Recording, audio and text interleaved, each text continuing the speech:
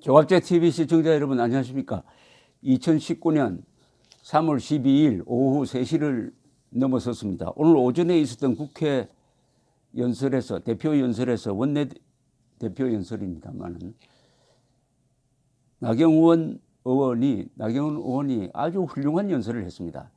훌륭했다는 증거가 막말을 많이 하는 이해찬 민주당 대표가 발칵한 거죠. 그게 바로 훌륭한 연설을 했다는 증거입니다. 그러면서 이해찬 더불어 이 집권당 대표입니다. 집권당 대표가 믿을 수 없는 이야기를 했습니다. 이거 믿기지 않는 이야기입니다. 어떻게 이런 이야기를 할 수 있느냐. 이게 이 막말이란 말도 이게 막말, 실언, 망언에 해당되는 것보다 훨씬 더 최상급의 표현을 써야 할 말을 했습니다. 국가원수 모독죄라고 했어요. 국가원수 모독죄다. 국가원수 모독죄다. 정말 오랜만에 들어보는 말입니다. 이거 한 세대 만에 처음 들어보는 말입니다. 한 3, 40년 전의 이야기죠.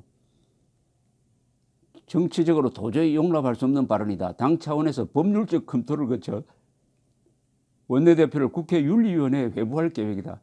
요새 국회윤리위원회에 회부하는 게 이게 유행이네요.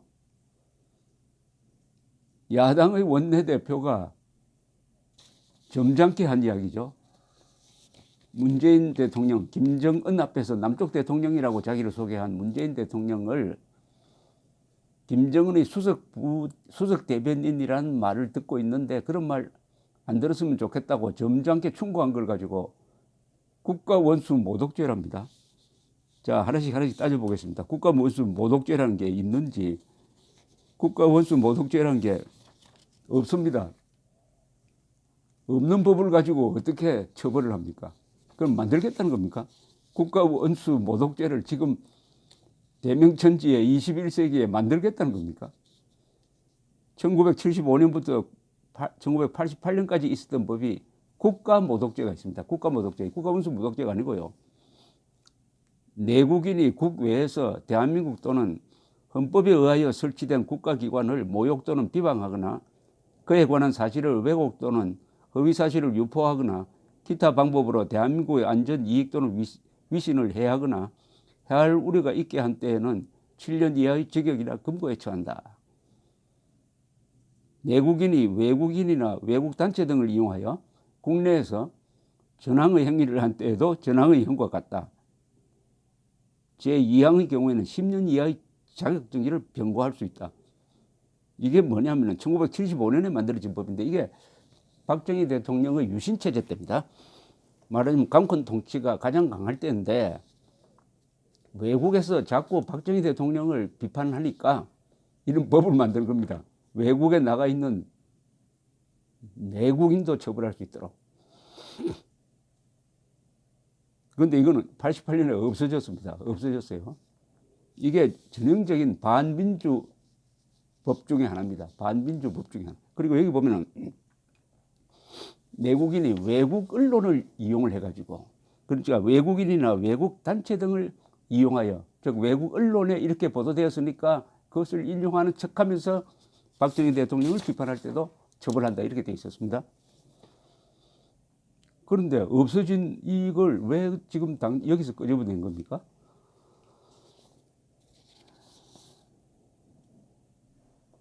그런데 두 번째 문제가 또 있습니다. 제가 하도 터무니가 없으니까 자꾸 웃음이 나와서 그럽니다. 나경원 원내대표는 여러분들이 잘 아시다시피 면책 특권을 가지고 있는 분입니다. 국회에서의 발언에 대해서는 헌법 제45조 국회의원은 국회에서 직무상 행한 발언과 표결에 관하여 국회 외에서 책임을 지지 않아야 한다. 그러니까 국회는 언론이 보장돼야 되니까 국회에서는 무슨 말을 해도 형사상 처벌을 할 수 없다는 유명한 면책 특권이 여기 있습니다. 이런 법이 왜 만들어졌느냐 하면 영국에서 민주주의 발달사를 보면 국회와 왕이 항상 대결합니다. 국회와 왕이. 왕은 국회 문을 닫고 싶어하고 국회는 왕의 권한을 제한하려고 하는 이런 싸움 속에서 국회에서의 토론, 국회에서는 왕을 욕을 해도 괜찮다. 이겁니다, 바로. 그것이 난데없이 1215년에 만들어진 마그나 카르타 시대로 돌아가가지고 중세 암흑기의 이야기를 지금 하고 있습니다. 중세 암흑기의 이야기를. 그런데 그 다음에 윤리위에 제소한다네요. 아니, 윤리위에 이런 것까지 제소하면은 그러면 앞으로는 국회는 현직 대통령 비판 금지 국회가 되는 겁니까? 문제는 입만 열면은 개혁 세력이니 민주 세력이니 또 진보 세력이니라고 하는 사람 입에서 이런 이야기가 나왔다는데 문제의 심각성이 있다고 봅니다. 자, 그동안에 그러면 한번 보겠습니다. 이해찬 대표가 어떤 말을 해왔는지를 한번 제가 조사한 게 있으니까 그걸 한번 소개를 해드리겠습니다. 이해찬 의원이야말로 나경원 의원의 발언을 비판할 자격이 가장 없는 사람입니다. 다른 사람 다 비판, 5천만 명이 다 나경원 의원을 비판한다고 해도 이해찬 의원은 하면 안 되죠. 어마어마한 막말을 그것도 국민들을 향해서 국민 분열적인 이야기를 쏟아내가지고 이분이 무슨 말을 할 때마다 화가 나고 분통이 터지는 사람들이 한국에 수천만 수백만 되지 않습니까? 이렇게 이야기합니다. 작년 당대표 선거 때 충남 대전에서 열린 대의원대회에서 수구 세력이 반전의 계기를 찾고 있다. 적폐의 표준인 기무사는 촛불혁명 뒤편에서 군사 쿠데타를 버젓이 모의했다. 저는 어떻게 이런 발언을 하고도 처벌을 안 받는지는 모르겠어요. 수구 세력이라고 했어요. 수구 세력. 국민을 수구 세력이라고 몰고 있습니다. 보수국민하고 마음을 적게 잡아도 한 1,000만 명, 2,000만 명 되는 사람을 수구 세력이라고 욕지거리 합니다. 수구 세력이라고. 그러면서 촛불혁명이라는 표현을 써요. 그러면은 반란 세력이라는 이야기입니다. 민주국가에서 혁명하겠다는 것은 반역하겠다는 겁니다. 내란을 저지르겠다는 겁니다. 촛불혁명이란 말을 어떻게 집권 세력이 합니까? 그다음에 기무사가 군사 쿠데타를 버젓이 모의했다. 증거 없습니다. 조사를 해봤지만은 쿠데타 쿠자도 나오지 않았고 기무사는 촛불 시위나 대학 시위가 악화될 때, 공권력이 마비될 때에 대비한 그냥 통상적인 대비 계획 하나 세워놓았는데 이거를 쿠데타를 모의했다고 해가지고 정권 세력이 몰아가다가 결국 수사를 해보니까 남은 것은 하나도 없습니다. 거짓말입니다. 거짓말을 했어요. 더구나 국군을 상대로 이렇게 모욕을 하면 되겠습니까? 국군을 쿠데타 세력으로 몰아갔는데 자유한국당이 왜 이 발언을 방치를 했는지 하는 생각이 듭니다. 또 이런 보도가 있습니다. 이해찬 공동선대위원장은 2017년 4월 30일 문재인 후보의 충남 공주 유세에서 연단에 올라 우리나라 대통령 중 구속된 사람이 박근혜, 전두환, 노태우 전 대통령 등 3명인데 다 박정희 전 대통령과 관련된 사람이다. 극우 보수 세력을 완전히 괴멸시켜야 한다. 어떻게 괴멸시킵니까? 세력은 사람이에요. 사람들을 어떻게 괴멸시킵니까? 죽입니까? 감옥에 보냅니까? 재산을 몰수합니까? 해외 추방합니까? 극우 보수 세력이 몇 명이죠? 아무리 적게 잡아도 1,000만 명은 될 것 아닙니까? 1,000만 명을 인종 청소하겠다는 겁니까? 어떻게 국민을 괴멸시킨다고 합니까? 국민을 괴멸시킨다는 사람이에요. 그런데 나경원 의원은 점잖게 문재인 대통령이 김정은의 수석 대변인이라는 비판을 받지 않았으면 좋겠다고 충고를 했는데 발칵합니다. 그 발칵하는 심리는 알죠? 수석 대변인 역할을 하고 있다는 거 아닙니까? 그걸 자인하는 거 아닙니까? 자인하는 거 아니에요? 발칵한 게 바로 자인하는 거죠. 그게 엉뚱한 이야기 같으면 웃어 넘겨야 되죠. 아니, 농담이 심하다 이렇게 되죠. 그러면서 또 이런 이야기를 한 걸로 제가 기억이 되는데, 참, 또 자꾸 웃음이 나와서 죄송합니다. 당원 토론회에서, 작년에 당원 토론회에서 역대 보수 정권을 극우적 세력이라고 하는데, 이분 참 재밌는 사람이에요. 극우라고는 마음대로 하면서 이 정권을 좌파라고 부르니까 또 화를 내요. 좌파, 사회주의적 정책 펴는 사람. 좌파의 의미는 한국에서는 친북적이다. 김정은의, 김일성의, 김정일에 대해서는 굴종적이든지 아니면은 호감을 가지고 있는데, 반대로 이승만, 박정희 세력, 근대화 세력, 자유진영에 대해서는 악감정을 갖고 있다. 그래서 좌파다. 계급투쟁론에 지배당하고 있다. 좌파라고 정확하게 붙여주었는데, 정확하고 좀 상당히 온건하게 붙여주었는데 좌파라고 불렀다고 화를 내요. 그러면서 자유진영을 향해서는 극우 세력이라고 합니다. 극우 세력이라고. 정조, 조선시대 정조가 죽은 이후 218년 동안 계산도 열심히 했네요. 218년 동안 김대중 노무현 정부 10년을 빼고는 한 번도 민주개혁적인 정치 세력이 나라를 이끌어가지 못했다. 보수 정권 때 금강산과 개성이 무너지고 복지 정책도 무너졌다. 그러니까 앞으로 20년 이상 집권해야 한다. 그 뒤에는 또 100년 이상 집권한다는 이야기 나오던데, 아니 그러면 개혁이 한 번도 안 됐대요. 그럼 개혁이 안 됐으면 대한민국이 왜 이런 엄청난 나라가 됐습니까? 문재인 대통령 해외 나가면 아주 대우를 잘 받습니다. 그리고 연설할 때 대한민국이 뭐 1인당 3천 국민소득이 3만 달러고 인구가 5천만이고 민주주의를 하는 나라는 세계에서 몇 개 나라밖에 안 됩니다. 이렇게 이야기를 합니다. 그런 나라를 누가 만들었습니까? 그런 나라를 김대중, 노무현, 문재인이 만들었습니까? 이승만, 박정희, 기업인, 군인, 과학자, 기술자가 만들었습니까? 개혁을 했으니까 그런 나라가 개혁을 안 했으면 지금도 조선조 아닙니까? 북한이 개혁을 안 해가지고 조선조의 연장선상이고 이름도 북조선 아닙니까? 그런데 개혁한 사람은 김대중, 노무현, 문재인밖에 없대요. 여러분 동의하십니까? 보수 정권 때 금강산과 개성이 무너진 것은 북한 때문에 무너진 거 아닙니까? 금강산 관광을 2008년에 중지시킨 것은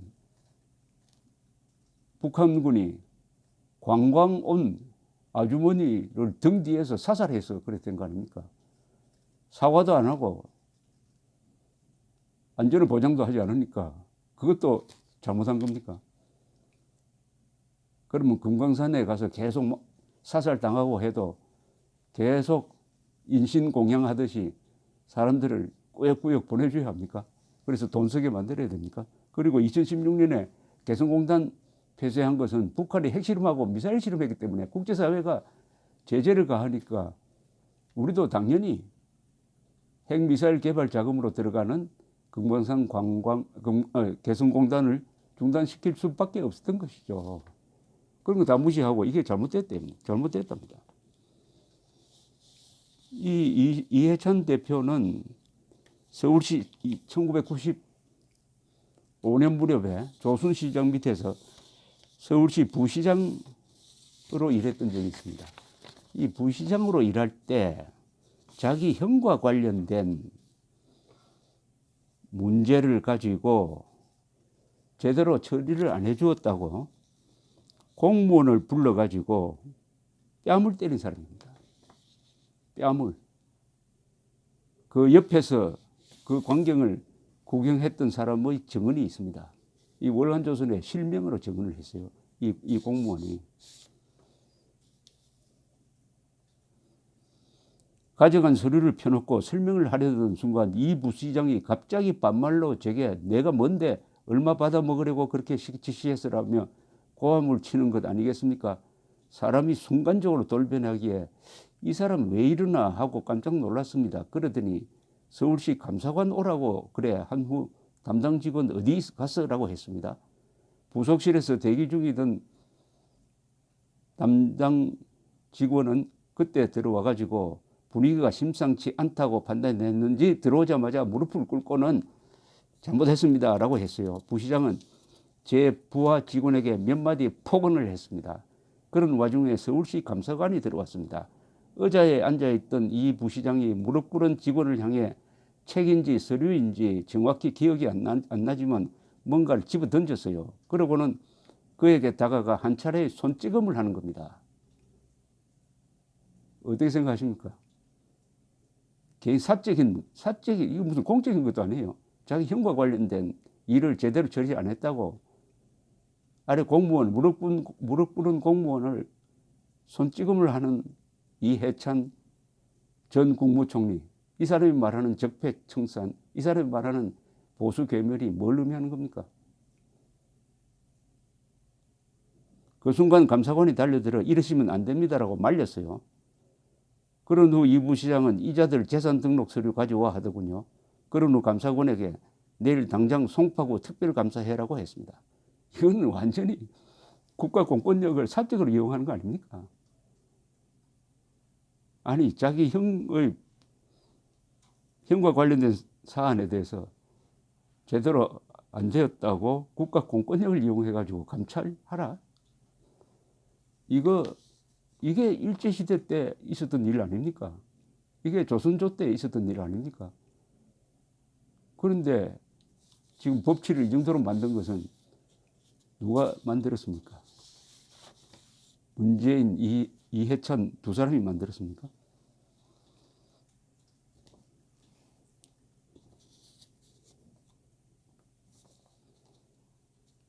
이 사실을 목격했던 사람이 이렇게 울간조선에 증언을 했습니다. 지금도 보관하고 있는 제1기에 그날 일이 고스란히 기록되어 있어요. 그게 아니더라도 평생 공무원 생활을 하면서 그런 일은 처음이었으니 기억을 못한다는 게 오히려 이상하죠. 그러면서 1998년 그가 교육부 장관이 되었다는 뉴스를 접하고 교육부 참 잘도 되겠네라고 혼자 중얼거렸죠. 총리가 된다고 했을 때는 남을 배려하는 마음이 없는 사람이 어떻게 총리하나 나라가 좀 시끄럽겠다고 생각했습니다. 자기 형 문제로 난리친 사람이 어떻게 국정을 논할 수 있을까 하는 생각도 들었죠. 바로 그 사람이 지금 나경원 의원을 국가 원수 모독죄라고 합니다. 국가 원수 모독죄. 없어요. 그런 법이 없어요. 없는 법을 가지고 처벌하겠다고 그래요. 이거 완전히 독재입니다. 없는 법을 가지고 처벌하겠다는 거는 이건 독재입니다. 아니 전체주의입니다. 전체주의. 왕조입니다. 왕조. 독재는 그래도 법을 만들어서 처벌합니다. 그러니까 박정희 대통령이 국가 모독죄를 만든 거 아닙니까? 그런데 없는 법을 가지고 처벌하겠다고 한다면 이것은 왕이나 어디 수령이란 뜻이죠. 요사이 대한민국에 이상한 풍조가 있습니다. 역사를 조작을 합니다. 역사를 조작하는 정권은 독재 정권이 아닙니다. 이건 전체주의 정권입니다.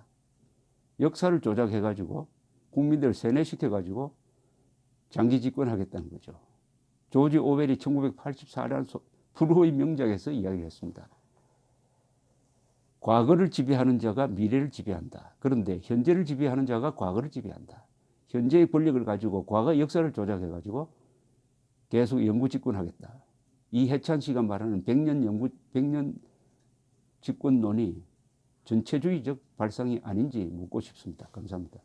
이것 가지고 또 저보고 뭐 국가 원수 모독죄라고 하면은 저도 무슨 대응책을 세워야 되지 않을까 생각하는데 코미디입니다. 한마디로 코미디인데 이게 유쾌한 코미디가 아니라 이런 걸 무슨 코미디라고 해야 될지 비극적 코미디라고 합니까?